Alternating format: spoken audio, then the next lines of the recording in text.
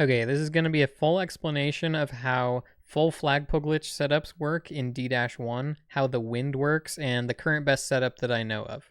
So first I'm going to show off this frame counter, which affects the wind and why it's such a hard thing to get a consistent setup for this. So you can see the frame counter is constantly counting up. It hits negative, it goes positive every 128 frames. And if we go into a level, well, actually, let's really quick go into a level with like wind early on so you can see this effect. So you'll notice when it's positive, the frame counter, it's going to push Mario slightly. And then when it goes negative, it starts pushing him twice as much. So that's just how the wind works. Boom, harder push right there. Okay, now back to D-1. So yeah, obviously the wind heavily affects how much, the frame counter heavily affects how much the wind will push you, like on what frames it will push you and for how much and so forth. So if we just enter right now, we check the frame counter, the frame that 400 appears on the timer, it's at negative 83. But if we wait one more frame before going down this pipe, let's see this. Oh, the black screen was a different length, so now it's negative 84. So you can have up to 20 frames of variance on this frame counter when you come into this level from a warp zone, and that makes it so that the wind is not in a consistent part of its cycle when you reach the spot where you need to clip into the floor to do the full flagpole glitch in this level. So how do we solve this problem? Realizing that the wind pushes you more. Here, do I have a... Realizing that the wind pushes you more when it's negative. Like normally you would arrive here and it's like, okay, great. I'm going to have to wait like 80 frames or something. I don't know what the setup is, but what this save state is like. But yeah, normally it's positive when you get here. You get the weak wind push and it's like really hard to clip into the ground right here. It's hard to do consistently, especially not knowing where the wind is in its cycle. But I realized, oh, maybe we can just waste a ton of time. You know, full flagpole glitch with no slowdown would save like 2 seconds. Maybe we can waste like 1.4 seconds, get the strong wind push, and we'll be able to clip consistently. And that is the case for the most part. It's still... Instead of the wind pushing you every 4 frames, it pushes you every 2 frames. So it still does vary, like exactly which frame it starts pushing you on and like which pixel you'll be on right when you hit the wall. But for the most part, this does work, and I'll go through all of it. But there was an extra ingredient that I needed to do because basically, like if I do a running speed, here, let's see. If I do a running speed jump right here, I have running speed gravity, which makes Mario fall faster than walking speed. So you see his nose is like about at the ground level when I run off of here. But if I do a walking speed jump, now watch this. It's higher than it was before. And that extra bit of height helps clip more consistently. That was my latest revelation. So putting all of this together, let me show you.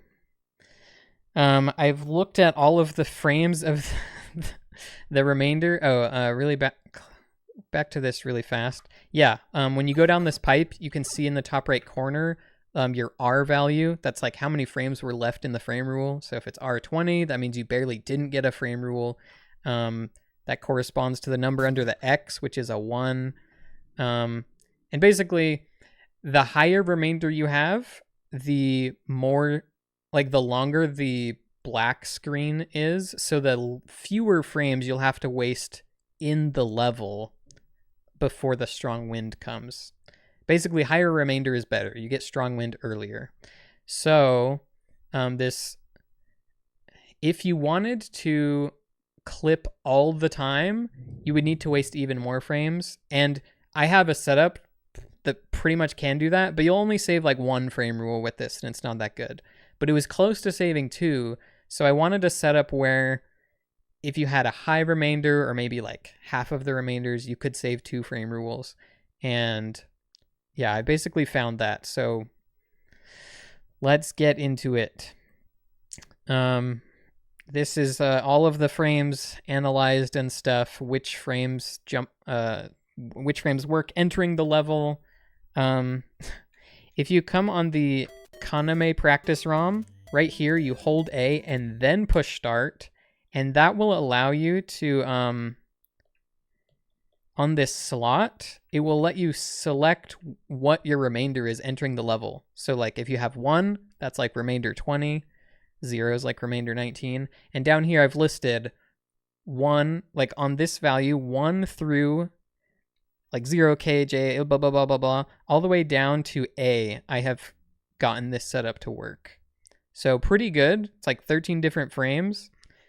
So if this is especially good, maybe you barely miss a frame rule in B-4, you can go for this. You know you have a high remainder. Or just in general, you can do a strat in B-4 where you know you'll probably end up in like the upper half of a frame rule, and you can go for this. So let's show it off.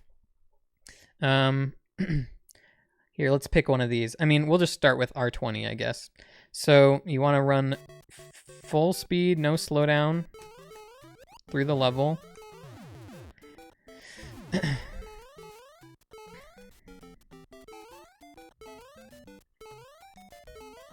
Up until this point, you want to make sure you full jump up onto here because that gives you consistent Y positioning, and then run off and start walking. Now, in the middle of this hill, like right below Mario, there's this wider light dot on the ground. You want to jump when you're at like the left edge of this dot right here. So it says frame 205. Let me see if that's the good one right now. Yeah, so 205. This is generally the one... well... right now, this is the one that I want to aim for. If I jump on this and then start holding B on frame 205, now in the top left, you'll see... Oh, wait. No, we want 206 right now.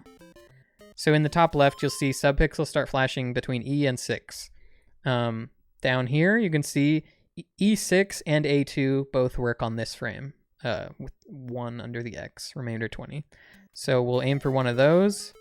We got E6, and now we clip really easily. You want to push, I did the whole thing. This probably saves 2 frame rules. It's going to be close if not. So remainder 0, yeah. You definitely can clip a little bit faster. You can walk less before the flagpole, but that saved 2 frame rules right there. First try, that's awesome. But yeah, so this says E6 and A2 work.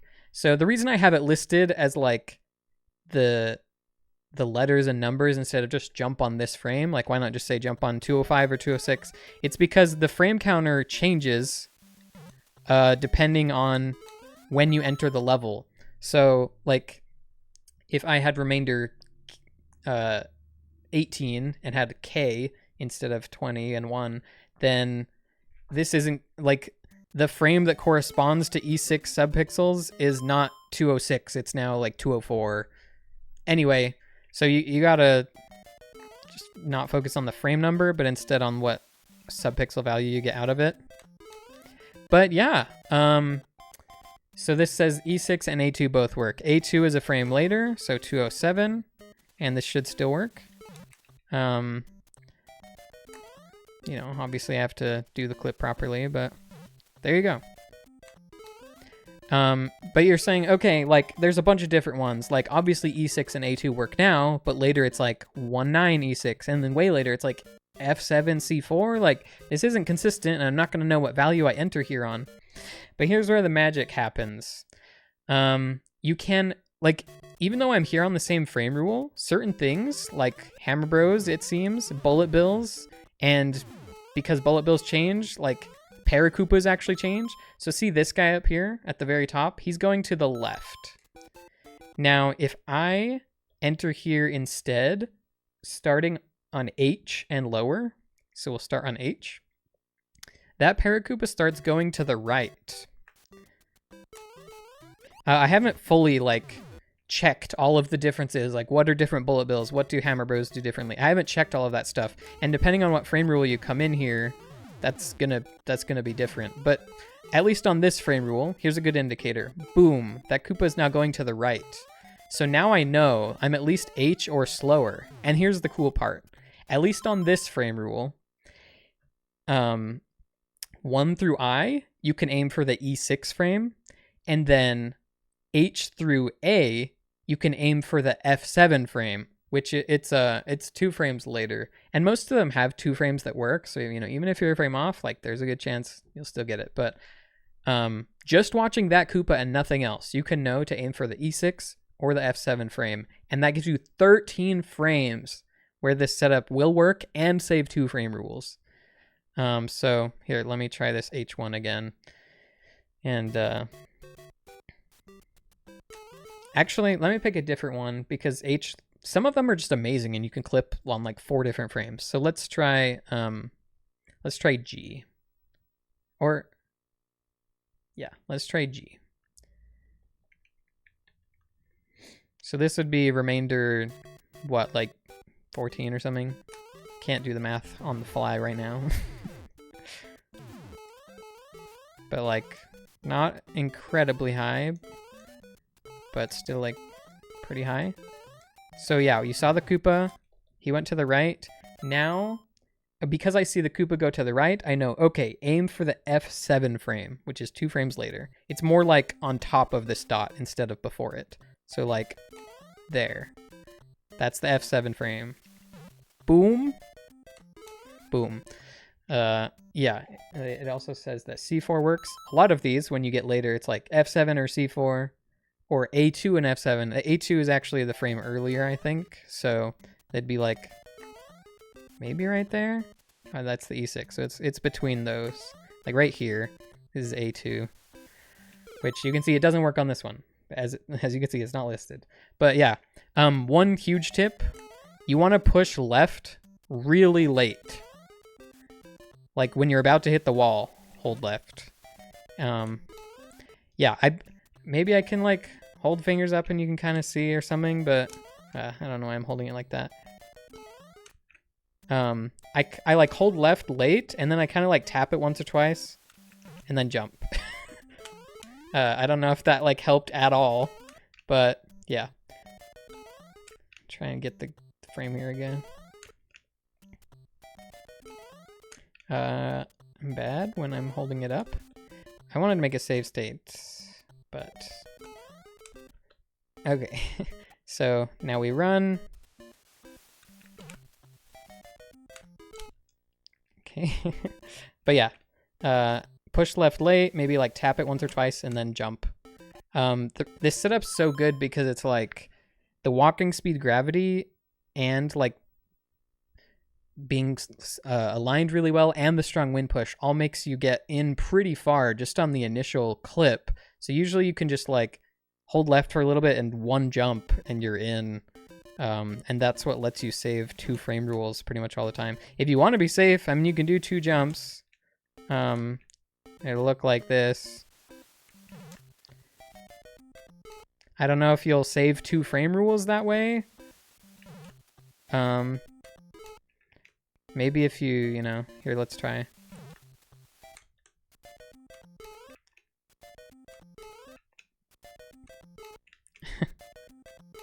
There we go.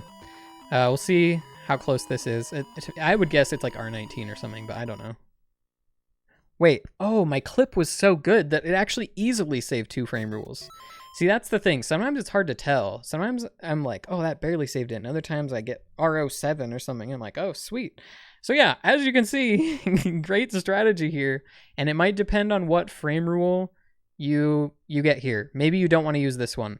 This is entering D-1 on frame rule 676. And it's that way because then if you save 2 frame rules with this, you would be entering D-4 on the same frame rule that record does. But maybe you want to arrive here a frame rule later, save 2 frame rules, and then also do D-2 spring jump. I haven't looked at any other frame rules or even like most of the pattern variances.